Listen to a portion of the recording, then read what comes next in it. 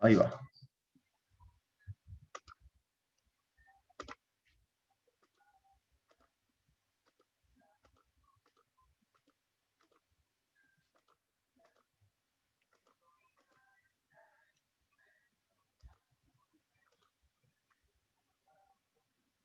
Sí se están conectando, ¿cierto?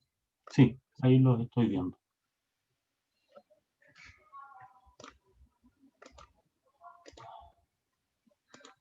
También yo creo que tú tienes que activarles las cámaras. Ah, no, ahí. Hola Andrés Gruman, ¿cómo estás? Qué bueno verte. Saludos, Carlos. Cada uno puede activar su cámara, yo creo, así como Andrés. Porque la velocidad del meeting no se afecta con la cámara de cada uno, ¿no?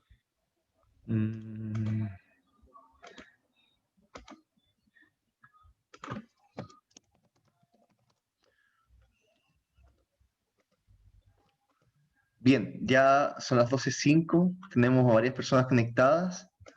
Creo que se siguen conectando personas, estoy pasándolas a panelistas.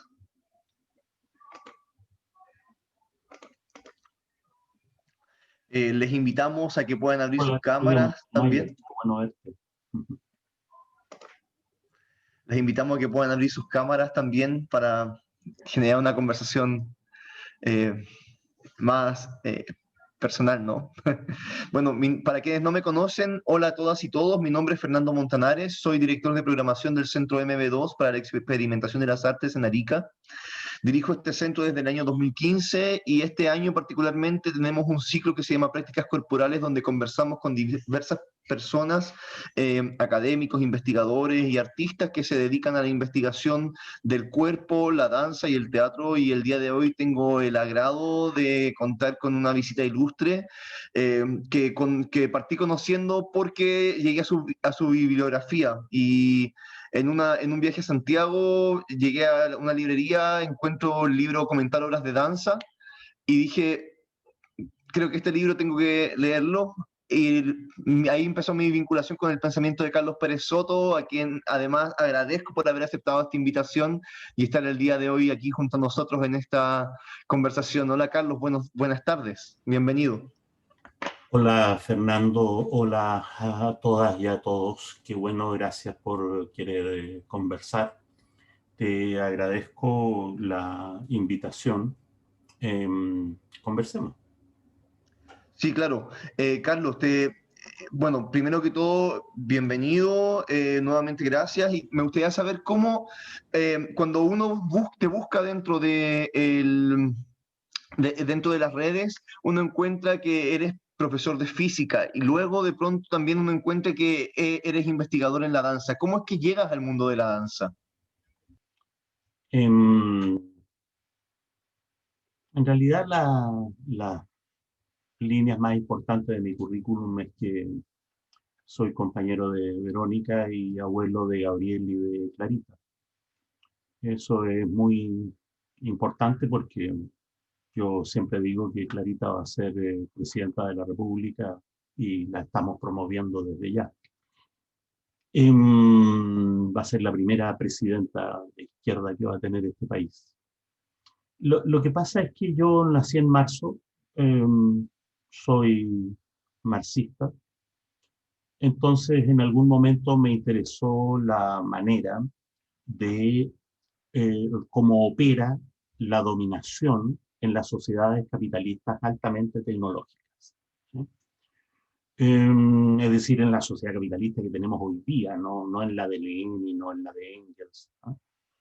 Entonces, me, me llamó la atención una idea de Herbert Marcuse que sostiene que el capitalismo altamente tecnológico es capaz de dominar a través del agrado, en particular del agrado corporal, de un manejo de la subjetividad muy profundo que implica, ¿no es cierto?, una sensación de bienestar, de placer, ¿no? Eso en los años 60, en las capas medias norteamericanas, que estaban en pleno auge, ¿no es cierto?, económico. Entonces yo, como marxista, pensé, hay que tratar de entender la conexión entre corporalidad, subjetividad, dominación, ¿no? Y para eso empecé a buscar, además de los libros de Marcuse, las personas que habían escrito sobre corporalidad. Me encontré con que las feministas tienen un amplio desarrollo en el ámbito de la corporalidad.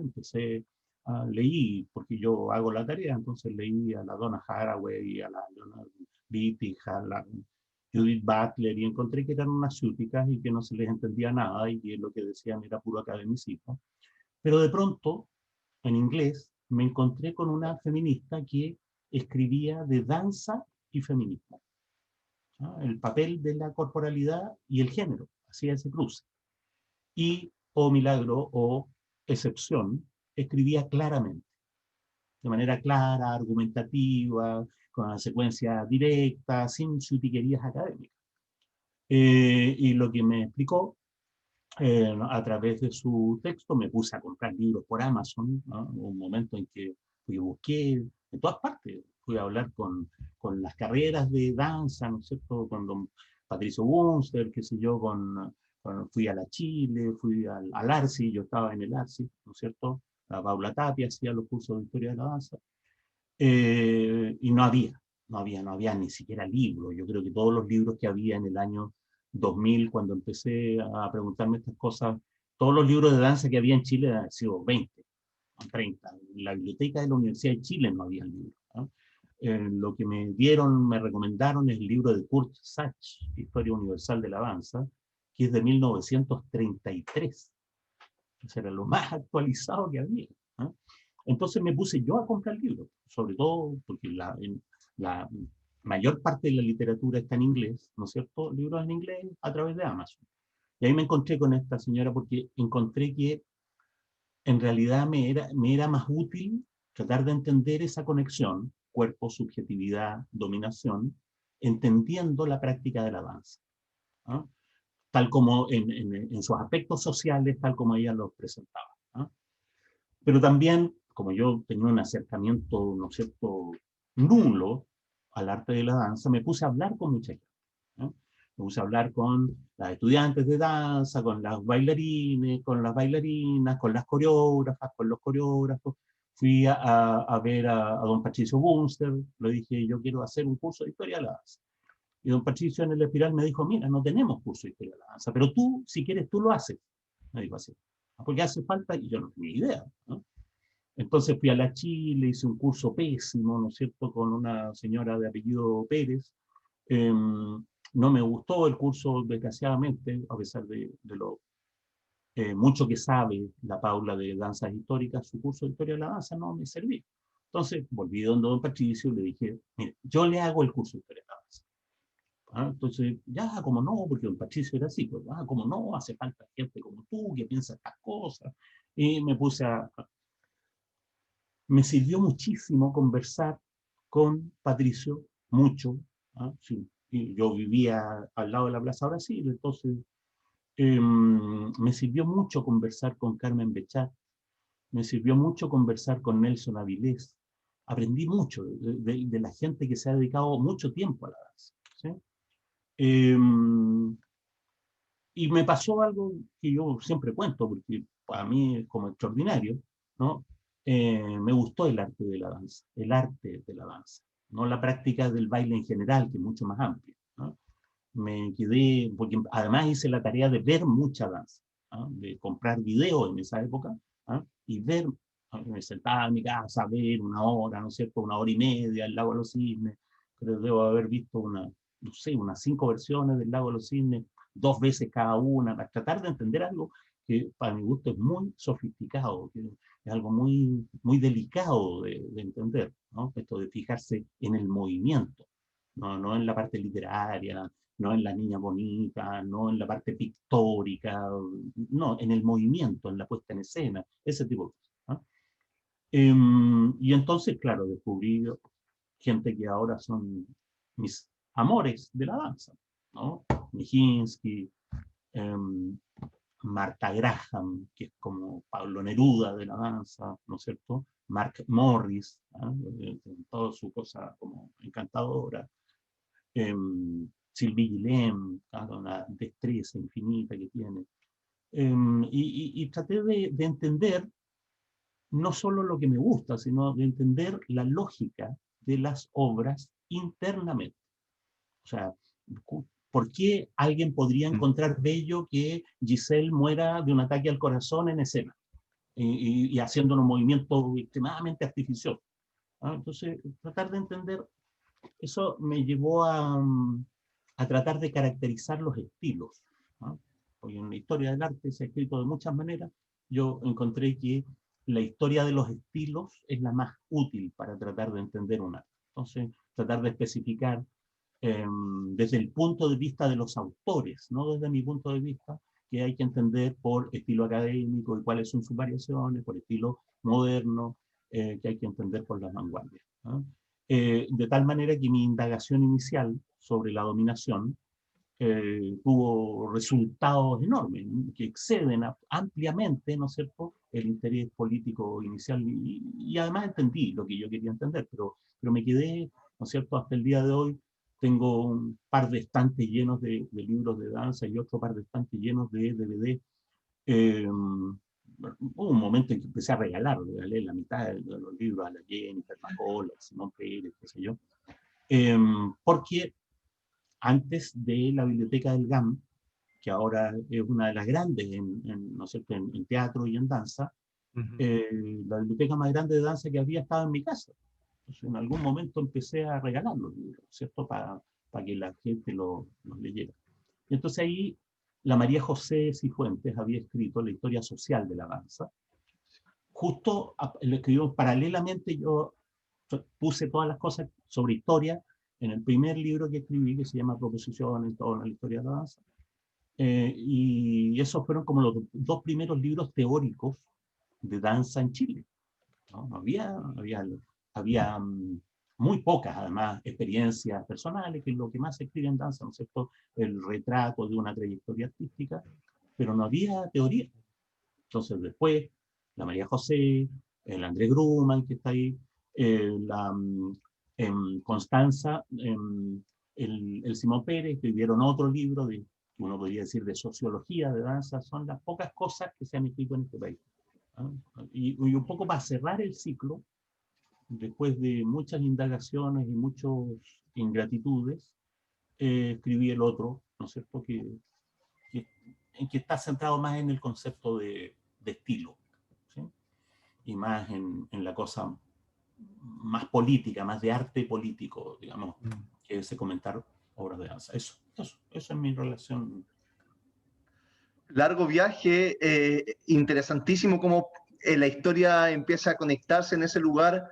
Bueno, yo también estuve en el 2010 cuando el GAM se abrió en su biblioteca, que claro, era paupérrima lo que tenía. Imagino que con toda la bibliografía que tiene comentar obras de danza y con todo lo que nos cuentas, por supuesto que tu casa era la biblioteca de danza más grande que había en este país, posiblemente en ese momento. Me pregunto, ya que hablas sobre estilo y cómo llegamos a ese lugar, me gustaría preguntarte, cuando se habla de arte político y la política del arte, ¿a qué nos estamos refiriendo? Yo creo que es necesario distinguir el arte político, ¿no?, la política del arte y el uso político del arte, ¿sí? Son tres cuestiones distintas, ¿no? Siempre el arte ha sido usado política en la modernidad, porque yo tengo ahí una posición impopular respecto de la historia del arte. Yo creo que arte, en el sentido estricto de la palabra, solo existe en la modernidad. Antes hubo rituales, hubo representación con fines religiosos, qué sé yo, pero lo que se puede llamar arte es un invento moderno. Y ese invento moderno estuvo siempre una componente muy grande al servicio del poder, ¿sí? Entonces, ese uso político del arte en el Renacimiento, el techo de la Capilla Sixtina, los conciertos que los príncipes le pedían, ¿no es cierto?, a Mozart, bueno, y el uso político más impopular, digamos, que es que los marxistas usaron políticamente el arte durante los gobiernos de tipo soviético, pero una cuestión muy antigua. En cambio, el arte político es una coincidencia bien excepcional, ¿ah? En momentos de auge del movimiento popular, en que se produce una sintonía, ¿no?, de los creadores que participan del movimiento popular espontáneamente, con la mejor de las voluntades, y construyen sus obras en función de la política contingente, inmediata que está ocurriendo. El caso de Mayakovsky, el caso de la gente que baila en las batucadas, ¿no es cierto?, en las marchas en Santiago de Chile, el caso de los constructivistas rusos, ¿no es cierto?, en la Revolución Rusa, etc. Entonces, hay un momento de coincidencia, el caso de las tesis, aquí en Santiago, en Valparaíso, ¿no es cierto?, que justo hacen una intervención en un momento particular. El arte político, como yo creo, es excepcional, es episódico, depende del movimiento popular. Se transforma muy fácilmente en arte al servicio de, y entonces empieza a hacer uso político del arte. Y actualmente también se transforma muy fácilmente en arte academizado, en vanguardias academizadas, que ya existen por razones universitarias o porque hay corporaciones o centros muy sofisticados que financian esas cosas, pero ya habiendo, habiéndose desligado del vínculo directo con el movimiento popular. Pero además hay una política del arte, porque resulta que la práctica de las artes es un gremio, hay asalariados, ¿no es cierto? Y hay una componente económico-social. Tienen AFP los artistas, tienen, qué sé yo, servicio médico, tienen empleo, ¿no es cierto?, permanente. Hay una componente económico-social y hay una componente académica también. Académica en el sentido estricto de escuela. Y esa es una política del arte.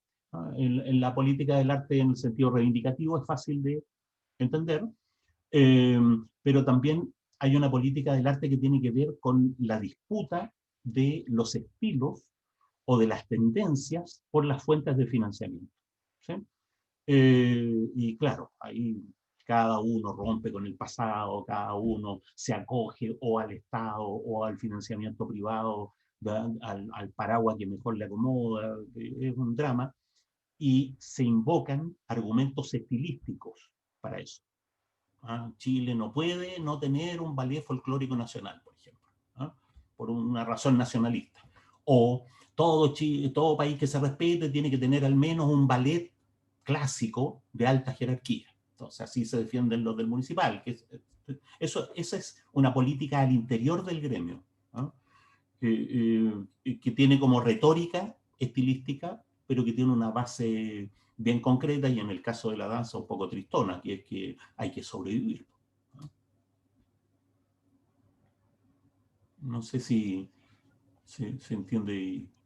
Sí, o sea, creo que perfectamente. Me parece que eh, esa develación que haces de esa retórica interna, de los discursos que permiten que se sostengan ciertas estructuras eh, de poder o institucionales también para que sobrevivan, ¿no? O sea, y pienso que el, el trabajo independiente siempre queda rezagado dentro de esos mismos discursos, ¿no? Y ahí pasa todo lo que pasa.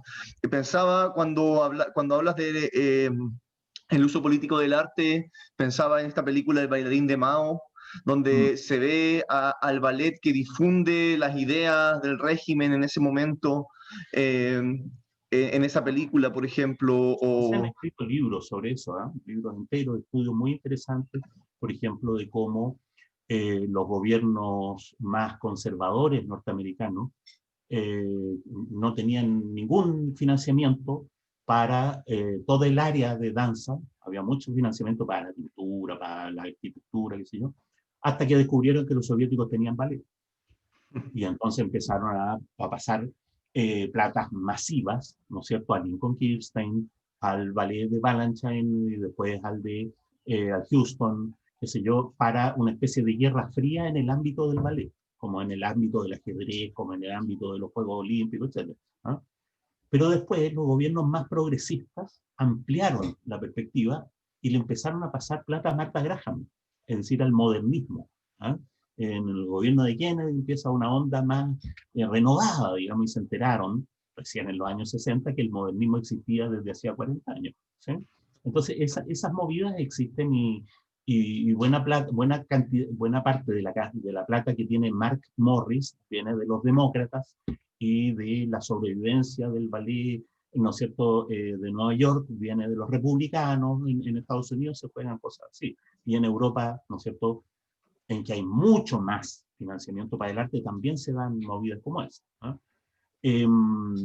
Ahora, sin embargo, esto tiene una parte económico-social o política en el sentido más estricto. Hay otra parte que yo creo que es muy interesante, que es la parte estilística. ¿No? Hay una cuestión estilística implicada, que tiene que ver con la evolución ahora estética interna de un arte, que es que el auge del movimiento popular le hace muy bien al arte. Eso es característico. ¿Ah? El gran arte moderno está relacionado con épocas revolucionarias, ¿sí? Y artistas relativamente conservadores. Los románticos alemanes eran políticamente conservadores, sin embargo, al alero de la Revolución Francesa produjeron un gran arte. ¿Sí? El auge de las capas medias en América Latina da origen no solo a García Márquez, que es de izquierda, sino a Borges, que es un conservador. Entonces, el auge del movimiento popular de alguna manera hace que los científicos, los artistas, los deportistas se pongan las pilas y hagan creación. ¿Sí? Y al revés, el reflujo del movimiento popular tiene, y eso en danza es muy visible, un efecto dramático de academización. ¿Ah? Cuando se corta ese vínculo, ¿sí? Entonces los primeros impresionistas eran socialistas, socialistas utópicos, algunos muy puntudos. Los segundos impresionistas ya eran solo pintores. La cuestión social se interrumpe, ¿no es cierto? Y empiezan a hacer un arte de escuela. ¿Ah? Entonces hay un efecto de academización. ¿Ah? Y la gran diferencia está en la creatividad, pues no es lo mismo empezar a enseñar y a reproducir modelos, ¿no es cierto?, que estar en el pleno ebullición de la creatividad. ¿Ah? Entonces, esa relación tiene que ver con la historia más interna del arte, no tanto relacionado con la fuente de financiamiento, la forma de sobrevivir, sino en términos propiamente estéticos. ¿Ah? En danza es muy visible a lo largo del siglo XX que hay ciclos de creatividad, ¿no es cierto?, enormes, sobre todo las coreógrafas mujeres, que la mayor parte de las buenas coreógrafas del siglo XX son mujeres. Y hay enseguida una especie de reflujo de academización, de burocratización, de un arte más formal. ¿Sí? Y yo creo que esa diferencia se puede caracterizar en términos técnicos. En términos técnicos. Mi opinión es que todas las épocas de gran creatividad, ¿no?, producen en danza obras de baja energía. Eso es muy interesante. Eso, ¿eh? En cambio, las obras, en las épocas más academizadas, la energía aumenta, la destreza técnica aumenta. ¿Eh?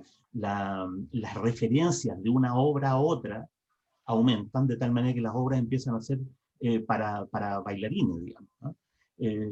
Obras que solo los bailarines, con la formación que tienen, entienden el valor estético que tienen en la destreza física, en el despliegue de recursos escénicos, etc. ¿No?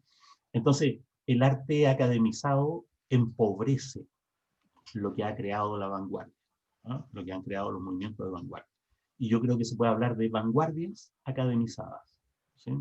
Y claro, hasta entre el 75, ¿no es cierto?, y el 2008, tuvimos un proceso de progresiva academización de la vanguardia. Afortunadamente, los capitalistas, ¿no es cierto?, le hacen caso a Carlos Marx y entran en crisis cada cierto tiempo, y la crisis general del 2008 dejó la escoba y todo el mundo se acordó de que había, ¿no es cierto?, cuestión social, de que había migrantes, de que había derechos de las mujeres, derechos de los pueblos originarios, y entonces estamos en un ciclo de auge de la creatividad, de nuevo, ¿no?, en que los experimentos más extravagantes de los años 90, 2000, a principios de los 2000, quedan un poco desplazados por irrupciones, ¿no es cierto?, de bajo presupuesto, marginales, que no llegan a los financiamientos de la, ¿no es cierto?, de la minera Billiton, y que llegan al Teatro Amil, así como en los lugares más marginales y solo como una especie de exotismo, ¿sí? Yo creo que eso es particularmente visible en danza, es particularmente visible en la plástica, ¿no? La academización, la vanguardia, que es vanguardia, pero una vanguardia estilísticamente academizada. Carlos, creo que, bueno, tanto cuando te leo y ahora que te escucho, siento que el universo se expande de una manera increíble y pienso que posiblemente a las personas que están en esta conversación también les pasa lo mismo. No sé si alguien tiene alguna pregunta para Carlos que quisiera realizar. Por favor, claro. Los convencí de todo. No sé, puede ser, estamos todos ahí atentos. Elena, bienvenida. Hola. Hola, ¿qué tal? Bueno, no sé si nos convenciste de todo, pero es una interesante, muy interesante mirada. Carlos, perdón que te tutee. Mi pregunta es la siguiente. Quizás te la han hecho mucho en estos tiempos, pero cada vez que veo las noticias y cada vez que veo noticias sobre arte, yo me pregunto, bueno, ¿y cómo vamos a incluir el arte en la nueva Constitución? ¿Qué vamos a decir? ¿Qué vamos a pensar? ¿Qué vamos a pedir? ¿Qué queremos asegurar? ¿Podemos asegurarlo? Leo y leo las noticias y veo las noticias de qué debería decir la Constitución en medio ambiente, qué debería ser la Constitución en derechos de la mujer, pero en el arte, en este minuto estamos todavía en la crítica de que la ministra Valdés está desaparecida en acción, y no tenemos esa propuesta, perdón, no me presenté. Elena. Yo soy docente en la carrera de danza, en los ramos teóricos, en UNIAC. Trabajo también en la UTEM, pero en la carrera de administración pública, porque yo hace muchos años, cuando las culebras andaban paradas, estudié danza. Después estudié literatura y después políticas públicas. Encuentro que todo tiene una muy buena y bonita relación, aunque algunos me dicen que yo estoy un poco desubicada en algunas cosas, pero encuentro que esos tres temas tienen una relación absoluta. Esa soy yo. Mira, Elena, gracias por tu pregunta. Desde luego, la política del arte tiene un amplio espacio para la politiquería del arte también, ¿ah? Como en todas las políticas, ¿ah? Entonces, claro, ponerle palito a la ministra es una manera de posicionarse en una guerrilla, ¿no es cierto?, un poco pequeña de todo lo que haga Piñera está mal, ¿ah? Entonces se hace una guerrilla sector por sector. Y efectivamente, pues, al parecer es una ministra un poco ineficiente, voy a decirlo suavemente, algo ausente, por no decir que no está nunca, ¿sí? La cuestión de fondo, en cuanto a la Constitución, porque la Constitución y las prácticas ciudadanas comunes y corrientes hay una diferencia más o menos grande, ¿no es cierto? ¿Cómo nos afecta la Constitución cotidianamente? Yo creo que una cuestión que hay que defender, pero a brazo partido, es la libertad de expresión. No puede haber ninguna restricción a la libertad de expresión. No se puede aceptar que la Constitución avale, por ejemplo, leyes que penalicen el negacionismo, leyes que penalicen la muestra, ¿no es cierto?, de cosas eróticas en los medios de comunicación. La libertad de expresión es esencial para el arte, ¿ah? Había un programa infantil en la tele muy ridículo, pero tenía una presentación. Ellos en el spot en que se presentaban decían una cosa, son unos monitos redondos que se llaman South Park. No sé si los han visto, ¿eh? Y entonces en el spot de presentación decían, aquí discriminamos a todos por igual. Y era muy bonito eso, porque es propio de los artistas, ¿no es cierto?, hacer ironía, echar el chiste pesado, ¿no es cierto?, contra todos, no solo contra Donald Trump, también contra los negros, contra los cojos, eso uno no puede ponerle límites al arte.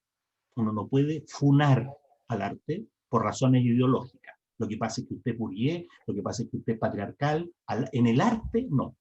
Eso se puede hacer, ¿no es cierto?, en los derechos, en la vida civil. Hay afirmaciones que son ofensivas, dichas en un medio de comunicación, pero dichas en el ámbito de una obra artística producen una catarsis que mueve a pensar, ¿no es cierto? Entonces la libertad de expresión, sin límite. Piensan en el juicio contra Larry Flint. Vean la película ahí, Larry Flint, el juicio contra Larry Flint, que era un tipo que tenía una revista pornográfica. Y la Corte Suprema norteamericana del imperialismo, ¿no es cierto?, dice, ¿sabe qué? La libertad de expresión es más importante que el mal gusto. Usted puede tener mal gusto, pero yo le voy a impedir a mis hijos que lean su revista pornográfica, pero no se puede prohibir la revista. Estamos lejos de eso. Advierto que estamos lejos de eso porque, como ustedes saben, ahora hay integrismos ideológicos, no solo estalinistas, también hay ecologismos integristas, también hay feminismos integristas, hay como talibanes en todas las izquierdas. Y entonces defender el valor de la libertad de expresión, curiosamente, no solo es una cuestión contra la derecha, al interior de las propias izquierdas también. La segunda cuestión, que yo creo que es importante, es obtener una constitución que permita financiar los derechos sociales. Porque no cuesta nada poner los derechos sociales por delante y obtener una constitución que declara todos los derechos sociales, pero los hace infinanciables, los hace impracticables, no los hace exigibles. Entonces, el programa constitucional mínimo es nacionalizar los recursos, ¿no es cierto?, naturales. En la Constitución tiene que establecer el exclusivo usufructo social, exclusivo. El Estado es el único que puede sacar usufructo social de los bienes comunes, de la minería, del agua, ¿no es cierto? Y el Estado tiene que tener una política redistributiva, etc. Pero hay que poner delante la fuente de financiamiento y después pedir derecho a la educación. Porque si lo hacemos al revés, nos van a dar el derecho a la educación.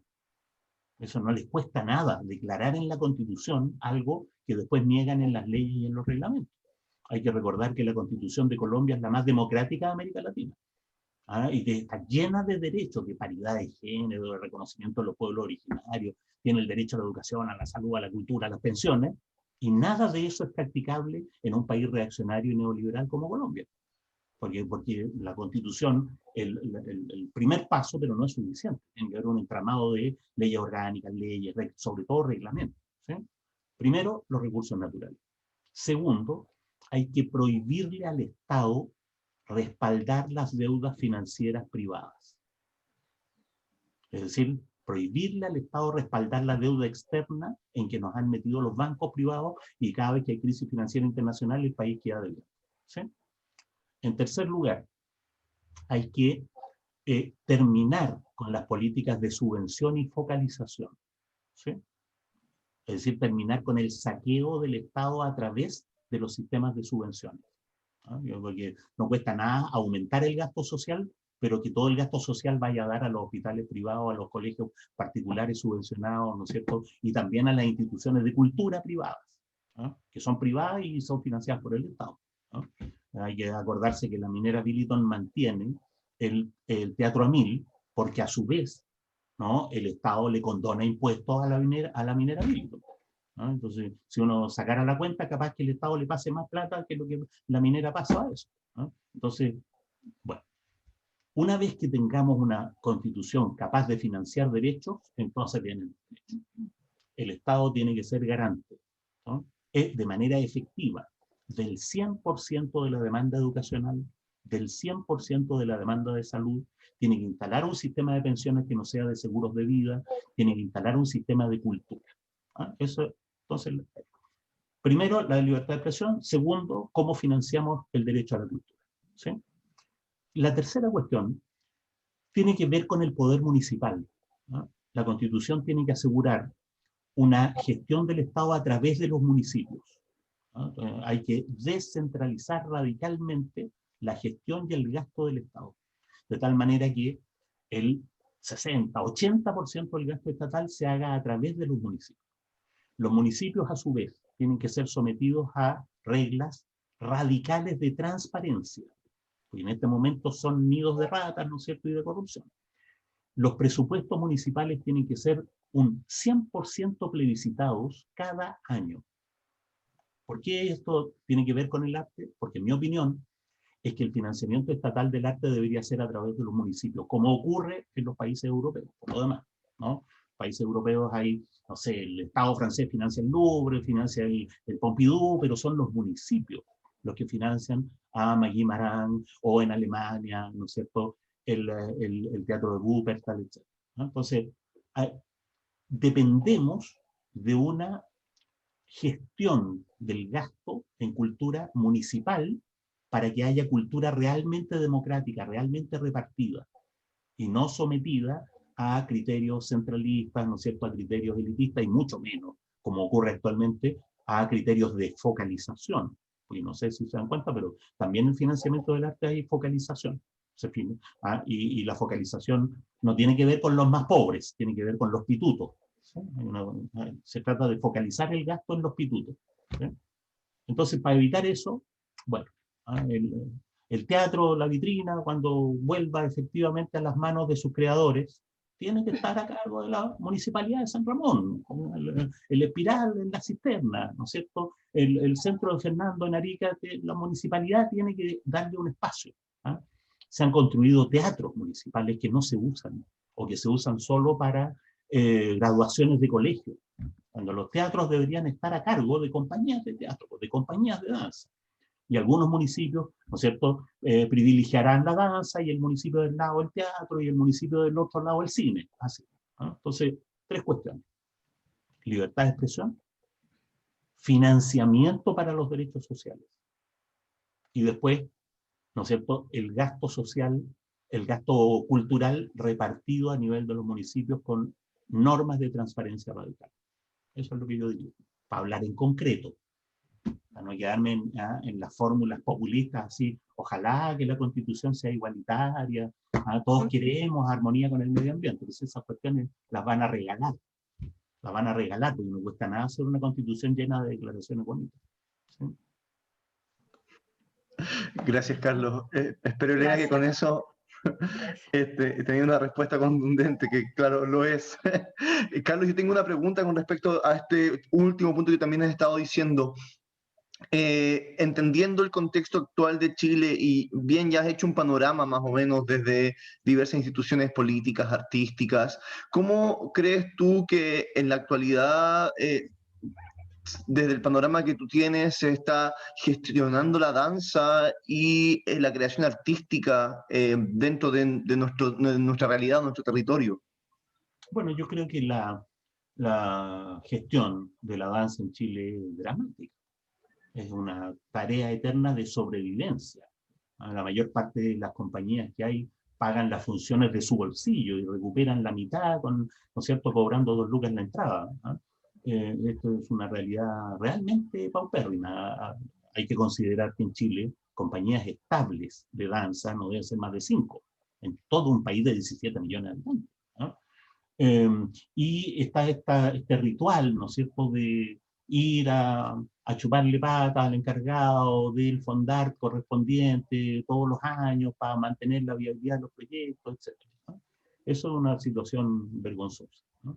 Yo creo que por el lado de la responsabilidad pública, de apoyar la creación, estamos debiendo todo. Aquí, ni siquiera el ballet municipal tiene garantía. Ni siquiera el ballet de la Universidad de Chile tiene garantías, que son los más antiguos, los más grandes, qué sé yo, porque en cualquier momento, ustedes ven, en el municipal tienen que salir al lado afuera a cantar, qué sé yo, para remover la conciencia pública sobre los problemas de financiamiento, o los cuoteos políticos en los directorios, cosas vergonzosas, ¿no? Eso es una cosa, ¿no? Y eso es motivo de organización y protesta por parte del gremio de la danza, del gremio del teatro, etc., ¿no?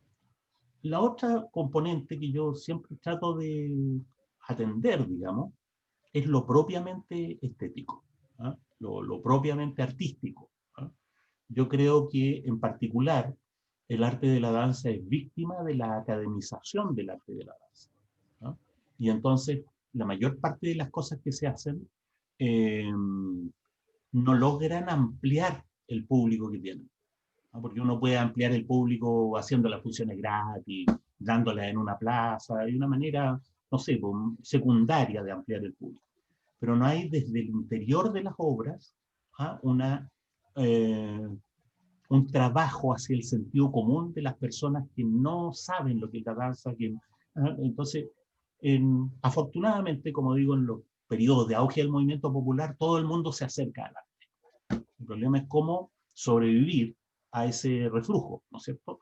Manteniendo una cierta conexión con el sentido común, ¿no? Con el sentido común del arte. Entonces, se hacen cosas que podrían, en Chile, yo siempre lo he dicho, se hacen cosas que podrían ganar cualquier festival de danza europeo, ¿no? Pero que el 99% de los chilenos no logran entender, porque no saben que el referente no es Miliband, ¿no es cierto?, Akram Khan, ¿no? No conocen eso, ¿no? No saben que el referente son los herederos de Trisha Brown o cosas por el estilo, ¿no? Entonces, aquí en Chile yo siento un respeto infinito por la gente que sobrevive y se dedica a la danza, ¿no? Yo creo que de toda la gente que estudia danza, el 1% se queda en la danza, ¿no? El 50% se cambia de carrera, y hay un 30% haciendo clases de pilates, ¿no? O haciéndole talleres de danza a los niños, porque no hay pega entre otras cosas, ¿no? Pero ese 1% tiene una creatividad enorme, enorme, ¿no? O sea, uno piensa sí, en las coreógrafas que hay, ¿no? Entonces, yo creo que esa creatividad de muy alto nivel, ¿no? Se traiciona a sí misma elitizando estéticamente la danza, ¿sí? Y esa elitización tiene que ver con un concepto bien universitario, ¿no? Bien academicista, así como los posmodernos hablan para los posmodernos, los poetas, ¿no es cierto?, hablan para los poetas, también los bailarines hablan para bailarines, ¿no? Y yo creo que hay una cuestión estética, ¿no?, que tiene que ver con la academización, con un momento de academización del arte de la danza.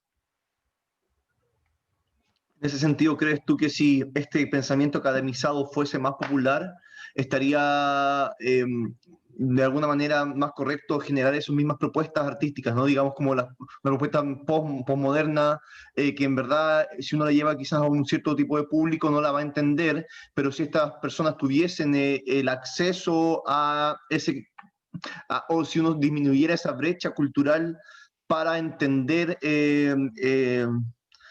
la carga simbólica de esta obra, sería mejor generar arte en esa línea, ¿no? Para ser preciso, ¿no? No hablar de manera muy genérica. Hay dos términos en lo que tú dices que yo creo que hay que hincarle el diente desde un punto de vista teórico. Uno es la idea de popular, ¿no? Claro, el arte tiene que ser popular, pero no en el sentido en que la izquierda ha usado la palabra popular. En la izquierda tradicional usa la palabra popular para los pobres, ¿no? Incluso para los pobladores o los campesinos, ¿no? No, popular es el conjunto de la población, ¿no? Cuando yo hablo de movimiento popular, estoy hablando de las capas medias hasta bien arriba, ¿no? O sea, aparte del Luxic y el 1% o el 5% de los chilenos, todos deberíamos poder identificarnos con el pueblo chileno. El pueblo chileno también vive en Ñuñoa, también vive en Vitacura, ¿no es cierto? Hay un 5% de los chilenos que viven en Chile como si estuvieran en California o como si estuvieran en Berlín, ¿no?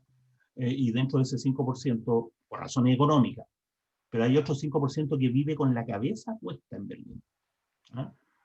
Sobre todo cuando los posmodernos tienen la cabeza puesta en París y escriben como si estuvieran hablando para la intelectualidad francesa, ¿no? Entonces, popular significa acercarse al sentido común de una nación. Y nosotros tenemos una nación bien grande, ¿sí?, que es América Latina. Y que es la América Latina europea, digamos, ¿no? Porque la América Latina también tiene, ¿no es cierto?, 50, 80 pueblos originarios muy importantes, o sea, la cantidad de mapuches, de aymaras, ¿no es cierto?, de lacandones que hay en América Latina, son culturas enteras. Bueno, la mayor parte de la gente, ¿no es cierto?, la mayor parte de los que estamos aquí, entre otras cosas, tenemos una tradición más europea, ¿no? Somos como Europa en otro lado, pero con características, ¿no es cierto?, que nos hacen que no somos franceses, no somos alemanes, ¿no? Entonces, acercarse al espíritu de esta América hispana, por decirlo así, o no sé, hispana es un mal nombre, pero de esta América, ¿ya?, que los europeos generaron, ¿no? Acercarse, pero yo ahí tendría miles de cuidados, ¿no?, a dialogar con los pueblos originarios de América, a dialogar, porque el paternalismo está a la orden del día, ¿no es cierto? El intervencionismo, las buenas intenciones que pisotean al otro, qué sé yo, ¿no? Entonces, bueno, pero aquí tiene que haber un resguardo de los derechos de los pueblos originarios para que desarrollen su propia cultura. Ellos, no que nosotros hagamos danza mapuche, sino que ellos desarrollen su propia cultura, ¿no? Eso es lo popular. Y la otra cuestión a la que hay que hincarle el diente es a entender la danza, ¿sí? La principal relación que se tiene con el arte no es entender, ¿no? La relación que se tiene con el arte es una relación sensible, ¿no? Si las cosas te llegan o no te llegan, si producen en ti un estado de ánimo o de identificación o incluso de rechazo a veces, ¿no es cierto? Si te producen la famosa catarsis aristotélica, etc., ¿no? Entonces, cuando se dice la gente no entiende la danza, yo creo que lo que se quiere decir no es si les pasáramos un folleto explicativo, entenderían y se reconciliarían con la obra. No, lo que se quiere decir es que aunque entiendan, dicen, sí, pero no me pasa nada. Ese es el problema. Entonces hay una distancia, y yo, más que una distancia cognitiva, yo creo que una distancia emotiva. No es la mejor palabra. La mejor palabra, la palabra técnica, es una distancia sensible. Las obras no llegan a la sensibilidad de la gente. Ahora, la sensibilidad de la gente no es algo dado.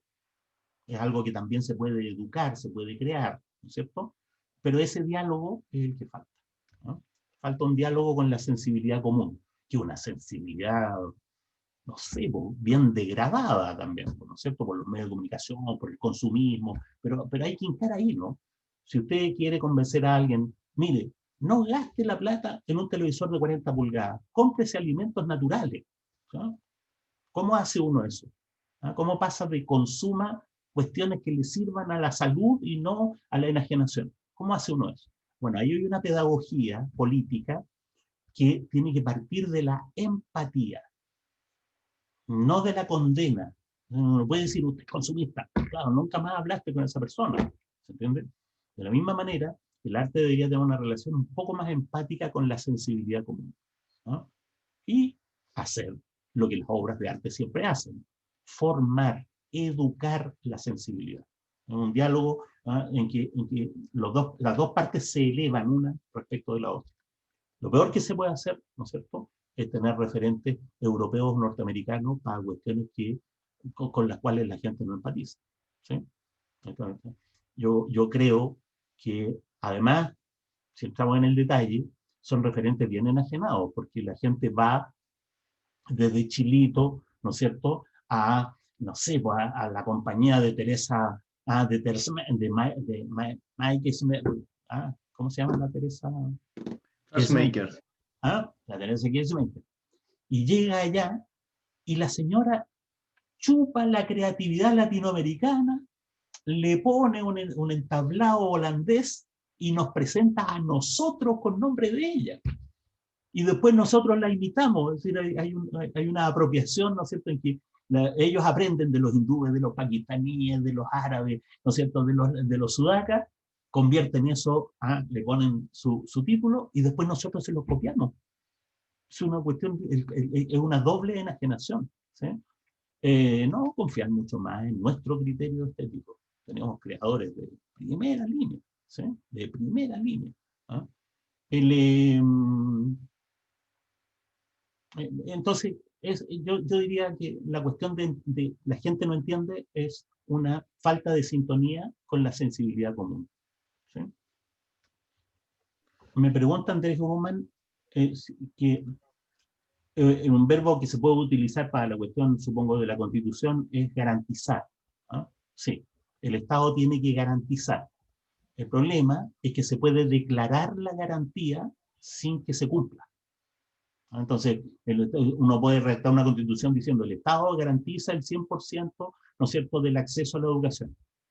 Pero después no hay cómo pagar esa cuestión. ¿Se entiende? Entonces, por eso yo creo que hay que ponerse súper práctico, y los derechos vienen cuando uno tiene plata. Si el Estado tuviera plata, daría montones de derechos. Entonces, pidamos primero la plata. Eso. Gracias, Carlos, por eso.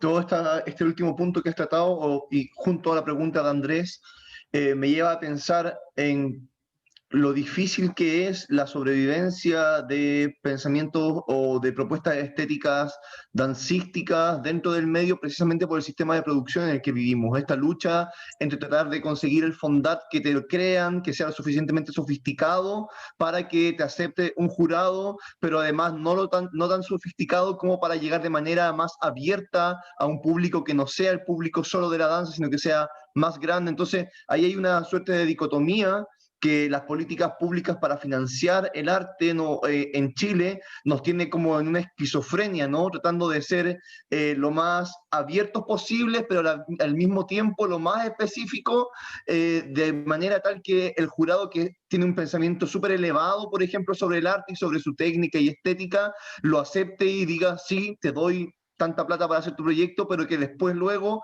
estas personas que estamos formando en el gusto, en la sensibilidad, tengan la posibilidad de acceder a toda la carga simbólica o a todo el universo que comprende esa creación artística. Yo siento que ahí tenemos un gran problema, ¿no? Sí.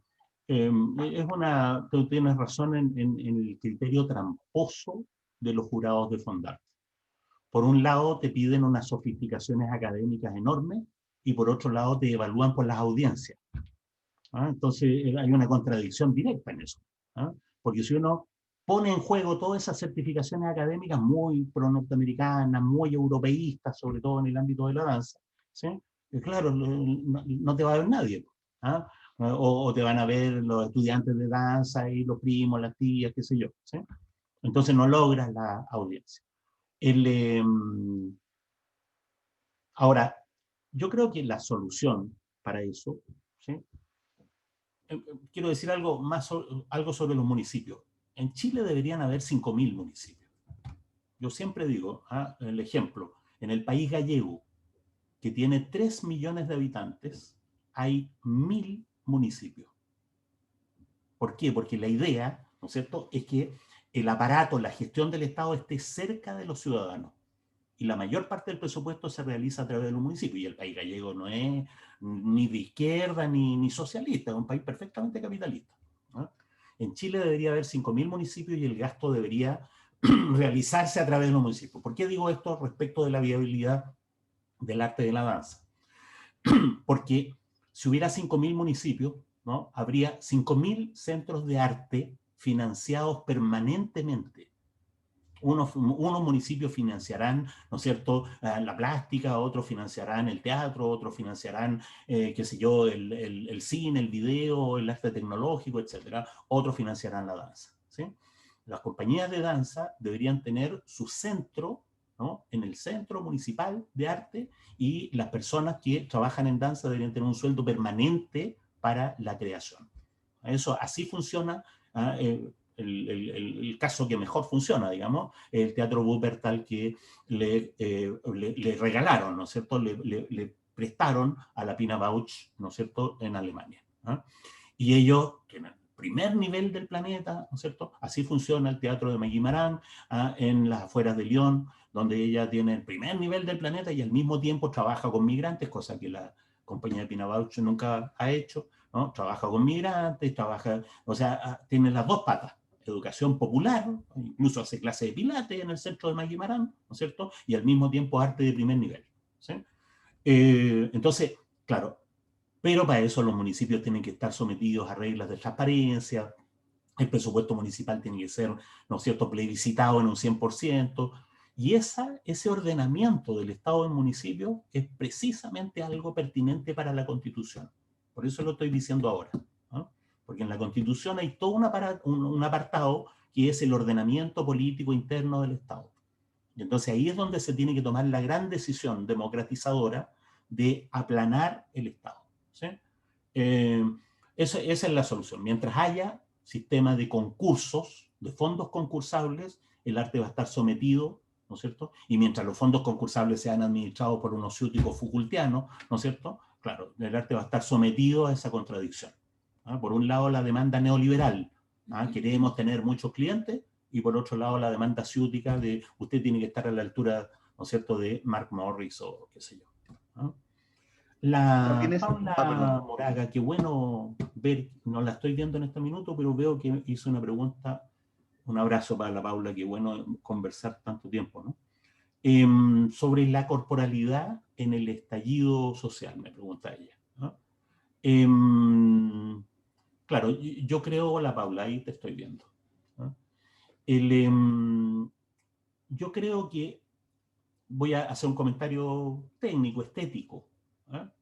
En el estallido de octubre y en lo que siguió, ¿sí?, hubo una exteriorización de la corporalidad reprimida, ¿no es cierto?, hacinada, esa es la mejor metáfora, por el neoliberalismo. Como que nos hubieran tenido amarrado y de repente el metro estalla y sale toda la gente a la calle, ¿sí? A mí me parece que ahí hay una cuestión estética a la que habría que ponerle, ¿no es cierto?, letra, y habría que hacer un buen ensayo, un ensayo contundente, ¿no? El contrapunto, ¿no es cierto?, dramático entre el hacinamiento del metro y la gente marchando, bailando, en marchas llenas que tienen más espacio que el metro. Tú te sientes en una marcha, ¿no es cierto?, con un espacio más amplio, aunque te estén apretando, que cuando te apretan en el metro. ¿Te das cuenta? Ese contraste tiene un efecto estético enorme, ¿no? Y yo creo que la gente bailó las marchas. Las bailó, es decir, cuando pasa una, ¿no es cierto?, una batucada o pasa un colectivo haciendo performance, ¿no?, todo el entorno se mueve, ¿no?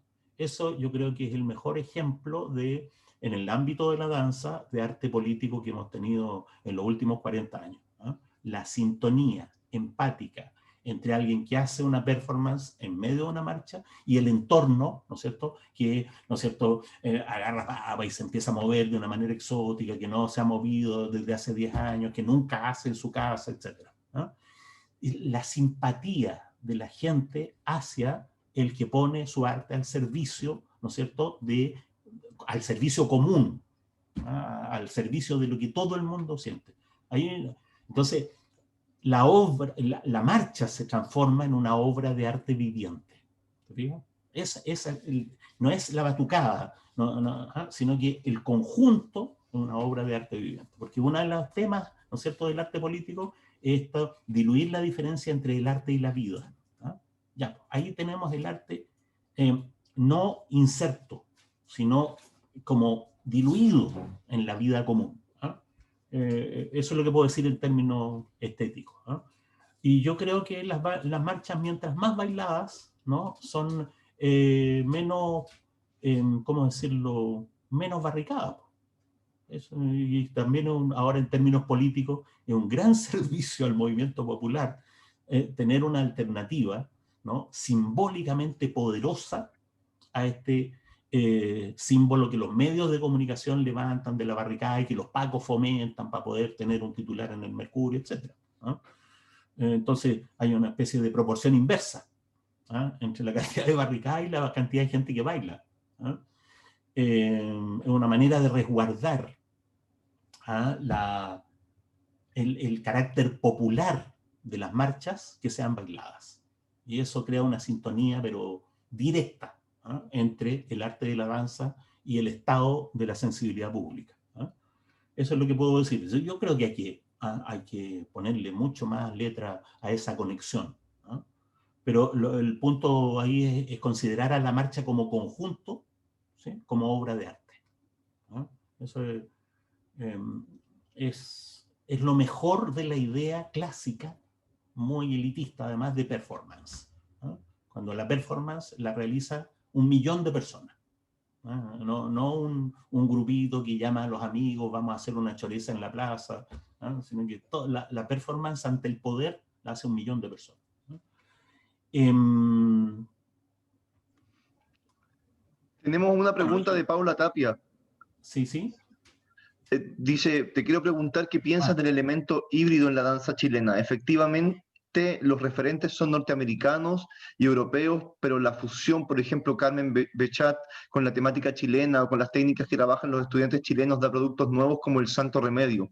¿Dónde está ahí el elemento identitario? ¿Cuál es el elemento híbrido de la danza en la calle? un abrazo para la Paula Tapia, que fue una de las primeras clases de historia de la danza a las que fui, fue a la clase de historia de la Paula Tapia. Y entonces en algún momento dijo, mire, las danzas renacentistas son así. A ver, parémonos todos y salimos a hacer ahí una pavana. Y yo, por supuesto, salí arrancando de la sala y no volví nunca más. Y yo nunca he bailado nada. Esa es mi experiencia del curso de historia de la danza que hizo ahí.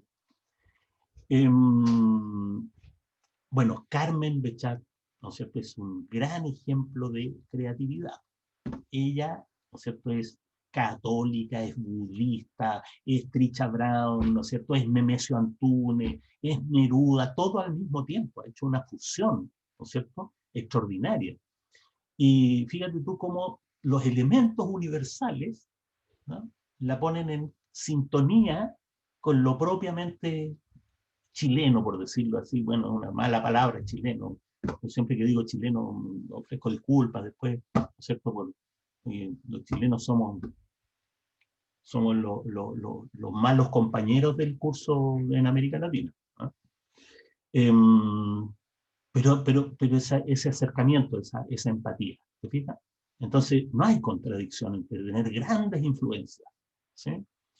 Todo lo que hay de árabe en el arte de Miguel Ángel, ¿sí? Y está prohibido porque los musulmanes eran paganos y sin embargo Miguel Ángel saca elementos, ¿no es cierto? Va a ver en el sur de Italia y integra. Y uno puede ir y decir, mira, este que está aquí es un moro y está en la Capilla Sixtina en un contexto católico, ¿te fijas? Entonces no hay contradicción entre la universalidad y lo nacional, ¿no? Y mientras más sepa uno, está bien. Por eso hay que ir, yo siempre digo, hay que ir a Europa. La condición es que hay que volver. Y hay que volver entero. No hay que dejar la mitad de las neuronas allá, ¿sí? Hay que volver con todas las neuronas y aplicarlas para hacer esa, ¿no es cierto?, esa fusión, ¿no?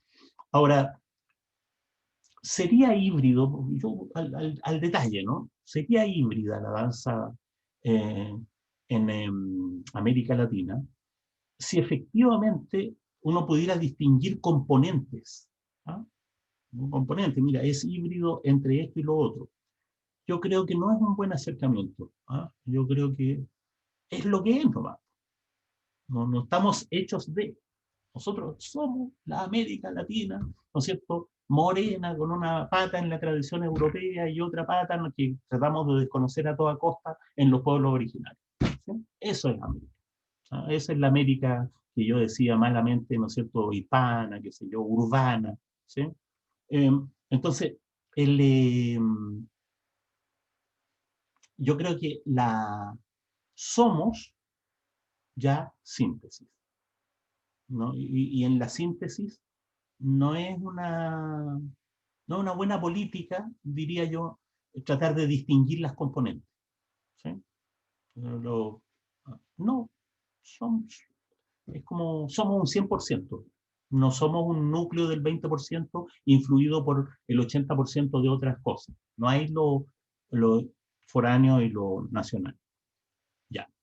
Pero además, hay otro asunto. El siglo XXI es un siglo abiertamente global. Abiertamente global. ¿Ah? Entonces, nosotros podemos hacer danza hoy día que empatice con los habitantes de la China industrializada, capitalista, consumista, ¿no es cierto?, que hay en este momento. Nosotros, las obras que hacemos aquí le pueden implicar una plena sintonía, ¿no?, a la Europa en decadencia, llena de migrantes, ¿no es cierto?, convertida en un parque temático, destinada al hoyo de la historia. ¿Ah? ¿Por qué? Porque los problemas de los chilenos, ¿no es cierto?, en San Miguel, en Ñuñoa, en Arica, ¿no es cierto?, son los mismos problemas que tienen los catalanes, son los mismos problemas que tienen los eslovacos, ¿no? Entonces, también ahí hay una cuestión de las identidades locales y el referente global. ¿Ah? No sé, pues, comemos alimentos de todo el planeta.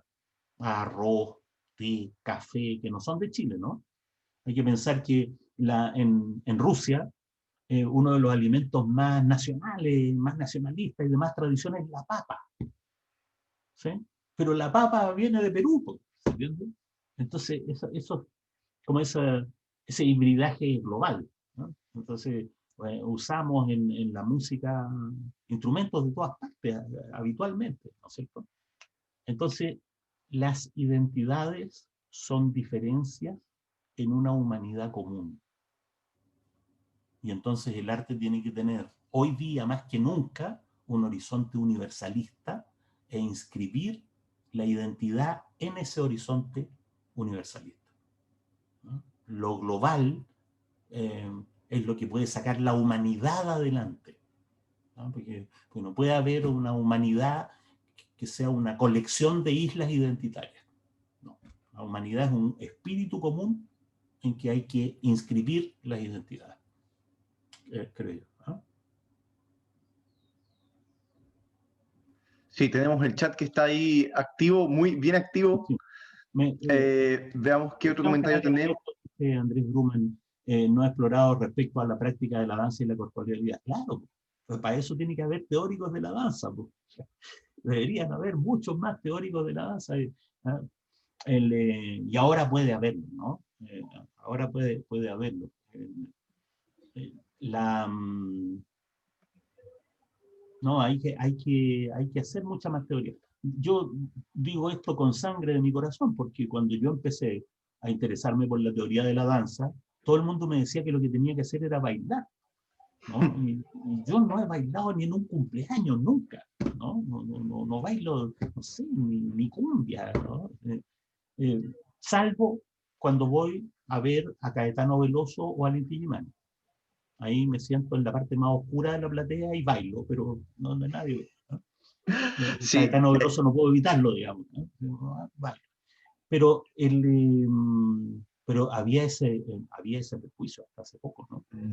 De que la danza era algo para hacer, no para pensar. Pero ya hay montones de teóricos, ¿no es cierto? Un montón de interés por la teoría de la danza ahora. Se han escrito hartos libros en Chile. Yo creo que tenemos más libros de danza en Chile que en México, por ejemplo, donde el Estado financia millonariamente, ¿no es cierto?, el arte de la danza, y sin embargo no tienen la misma productividad eh, intelectual que tenemos acá, ¿no? Hay mucho que escribir, ¿no? Eso es. en ese sentido, Carlos, tiene mucha relación con lo que tú dices de la empatía. Si uno entiende que la danza no es solo para los practicantes de la danza, sino también para el que la especta o para el que la ve, ese que lo ve y que se ha vuelto un profesional veedor de ese arte tiene mucho que decir al respecto, que será un punto de vista distinto que de aquel que, el libro de la danza chilena, qué bueno, Andrés. Claro, claro. Ese que No lo lo ve tengo, tiene... ¿eh? Me tienen que mandar por chat el dato para tenerlo, porque yo sigo incrementando mi biblioteca de danza. Sí, yo Eh, tampoco tengo eso. Andrés señala la diferencia entre lo global y la globalización. ¿Ah? Eso es muy importante, es muy importante. Yo voy a decir una cuestión media filosófica, pero yo creo que la globalización, es decir, la globalización nos da una oportunidad conceptual, ¿no? Por primera vez se hace experiencia común pensar la universalidad de manera diferenciada, ¿no? Porque la modernidad tiene una tendencia a pensar la universalidad de manera homogénea, ¿no? Homogeneizadora, ¿no? O sea, McDonald's tiene la expectativa, ¿no?, de vender, ¿no?, los mismos completos en Nueva Delhi, en Caracas, ¿no es cierto?, en Punta Arenas, ¿no? Esa expectativa homogeneizadora pertenece, ojo, al viejo capitalismo, no al nuevo capitalismo. El capitalismo actual, el capitalismo más altamente tecnológico, no es homogeneizador, porque puede producir diferencias y vive de la administración de diferencias. Por eso es que uno puede andar con una camiseta con el Che Guevara, ¿no es cierto?, en medio de la UDI, porque la camiseta es inofensiva, ¿no? Porque tú puedes decir lo que quieras mientras seas susceptible de administración, ¿no? Entonces, antes, en el capitalismo clásico teníamos un problema con la represión, ¿sí? Reprimían la diferencia.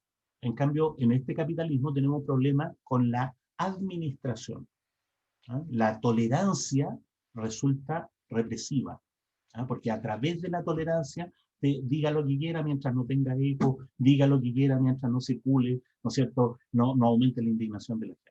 Entonces, ahí el tema de pensar la universalidad de manera diferenciada, ¿ah? Y de pensar las diferencias con vocación universalista, ¿no? Con vocación universalista, no con vocación localista, es salir de esa dicotomía entre globalización homogeneizadora, ¿no?, o reivindicación meramente localista, ¿no? Frente a la homogeneización, la alternativa no es el localismo, la alternativa es un universalismo dialogante, un universalismo, ¿no es cierto?, en que todos nos reconocemos como seres humanos, ¿no? O sea, no puede haber una política de las mujeres contra los hombres, no, porque tiene que haber una política feminista inscrita, ¿no es cierto?, en el conjunto de los derechos humanos. No puede haber, yo siempre cuento que hace mucho tiempo los compañeros mapuches me invitaban a hablar de marxismo, ¿no? Era un defecto de los compañeros mapuches, porque en realidad ellos podían desarrollar su propio pensamiento, pero tenían la necesidad ahí de preguntarle a alguien marxista. Ahora ya no me invitan, afortunadamente, porque tienen un pensamiento más sólido, ¿no? Pero cuando me invitaban, ¿sí?, había ya gente que desconfiaba de eso. Los marxistas siempre trataban mal a los mapuches, ¿no? Entonces un compañero una vez en una reunión me dice, ¿y en el comunismo? Y yo decía, va a ver, con la sociedad comunista, ¿en el comunismo van a haber mapuche o no? ¿Sí? Entonces yo le decía, sí, compañero, en el comunismo van a haber mapuche. Yo, por ejemplo, voy a ser mapuche. Esa es la idea, ¿te fijas? La diferencia mapuche chileno es una diferencia cultural. Como es una diferencia cultural y no genética, entonces yo puedo adscribir, voy a poder, actualmente no puedo. Actualmente hay una barrera entre los chilenos y los mapuches. Pero cuando estemos en una sociedad igualitaria, humanitaria, entonces uno va a poder inscribir su diferencia en el horizonte de la universalidad, ¿sí? Gracias, Carlos, por eso. Bueno, no sé si en el chat alguien tiene alguna otra pregunta que quiera hacer. Ya estamos llegando hacia el final de esta conversación con Carlos. A mí se me han abierto hartos pensamientos, en verdad, que nunca va a ser suficiente el tiempo que tenemos para poder conversarlo. Sin embargo, veo a las personas conectadas y también agradezco la presencia de gente tan notable en el mundo de la danza en esta conversación que hemos convocado, y también a personas jóvenes que se están formando. Y es precisamente en ese camino, Carlos, que me gustaría preguntarte que... bueno, ya hemos conversado harto durante toda esta sesión, pero en específico, ¿qué consejo le puedes dar tú a los jóvenes que se están formando en el mundo de la danza hoy día, o para poder mantenerse en ese lugar creativo del cual tú hablabas antes, ¿no?, que me parece tan importante? Líbreme de aconsejador. Demasiada responsabilidad. Hoy día es desgraciadamente necesario tener un título de danza para estar habilitado para participar en el. Entonces, una cosa que yo le recomiendo a las personas que se interesan en la danza es que se metan a una carrera de danza. Eso es lo mínimo. Después, cuando vayan a postular a los fondos miserables, les van a decir, no tiene título, ¿sí? Ya. Eso, desgraciadamente. Partamos por lo malo, ¿no? Pero el momento siguiente es, haga su formación en una compañía, no en una escuela, ¿sí? Busque una compañía de danza y ahí, entre pares, haga su formación. Investiguen teórica y prácticamente, creando obras, ¿no? Yo creo que las artes en general deberían formarse en talleres, no en universidades. Es decir, el Verrocchio tenía un taller y de ese taller salió, ¿no es cierto?, Miguel Ángel, y estuvo relacionado con Leonardo da Vinci. El Greco tenía un taller y las obras del taller eran, ¿no es cierto?, tenían algo en común y tenían diferencias con las del maestro, ¿no? Entonces, formen compañías, tratan de sobrevivir y hagan la mayor parte de su formación en las compañías, ¿no?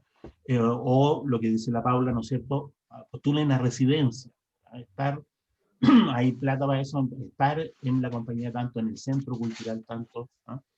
La otra cosa es que hagan todas las tareas, no solo el bailar, ¿no?, sino que ejerzan de coreógrafos, que ejerzan de músicos, de músicas, que ejerzan de iluminadoras, de iluminadores, de vestuaristas, ¿no? O sea, que tengan lo que decía Ramón Grifero en la Escuela de Teatro del Arce, ¿no? Decía, aquí no formamos actores, formamos gente de teatro, ¿no? Gente de teatro es gente que eventualmente podría ser actor, pero también podrían ser productores, podrían ser gestores culturales, ¿no es cierto? Podrían ser teóricos del asunto o también ejercer todas las funciones de la puesta en escena.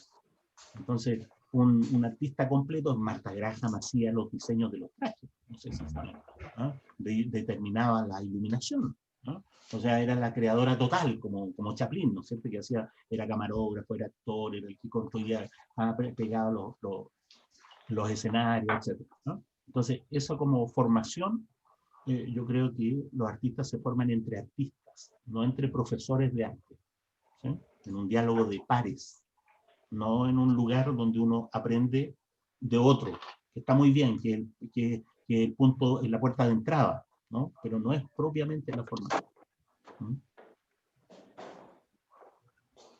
Gracias por eso, Carlos. No sé si alguien más tiene alguna pregunta antes de terminar o tiene algún comentario que quiera hacernos. Hacerle a Carlos, en verdad.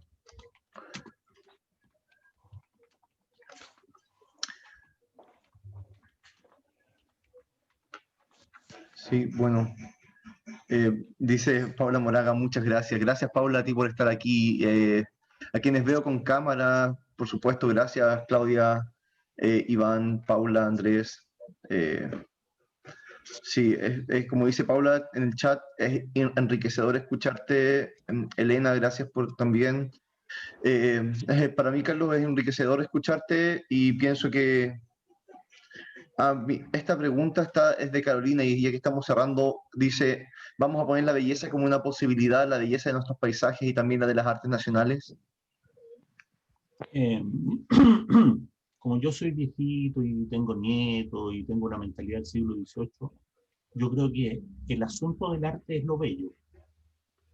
Es lo bello. Yo soy partidario de una estética de lo bello, ¿no?